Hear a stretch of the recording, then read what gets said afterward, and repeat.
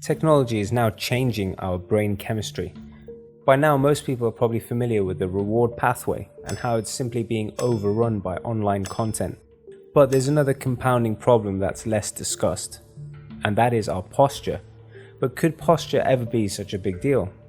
Well, have you heard of embodied mood regulation? It's the idea that posture has a direct relationship with our psychological state.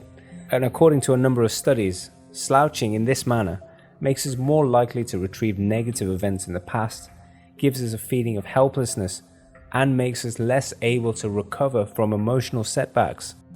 So what we actually have here is a highly vicious cycle. We're losing awareness to technology, and in that we lose mastery of our posture, which in turn makes us even more disempowered and more likely to just carry on aimlessly. In my view, posture is a key to beating tech addiction.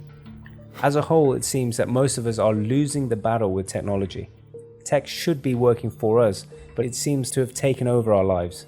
Let's go a bit deeper into the cervical spine. This is the topmost region of the spine. While we're looking at our smartphones, our head is actually leaning forward. The average head weighs 10 to 14 pounds, but when leaning forward, it puts a disproportionate pressure on the cervical spine for its weight. For example, if it rotates 60 degrees forward, the corresponding pressure comes up to around 60 pounds. When it becomes a chronic thing, it can cause it to bend out of shape.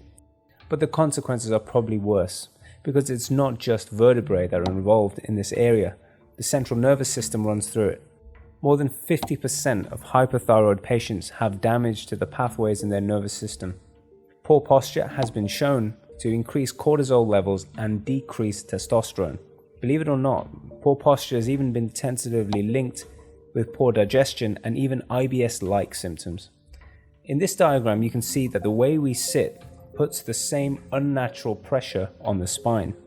No wonder you feel tired, stressed out, and demotivated in the office. It's not just due to external stress, it's embodied mood regulation.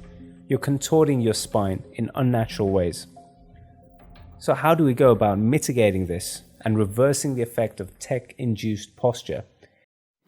A line marking the top of the screen should be level with the eye line. If it's below that, you'll do exactly what we mentioned earlier. The head will start to tilt down, damaging the cervical spine. Remember, even a minor angle here could start to slide you back into that cycle as discussed earlier. So it's important to adjust until you find what works. When looking at smartphones, it's actually better to do this than this. Yes, you're at risk of looking a bit strange, but at least it will lower your chance of bending your cervical spine. What about the lower part of the spine? The key is simply to relieve the spine of pressure.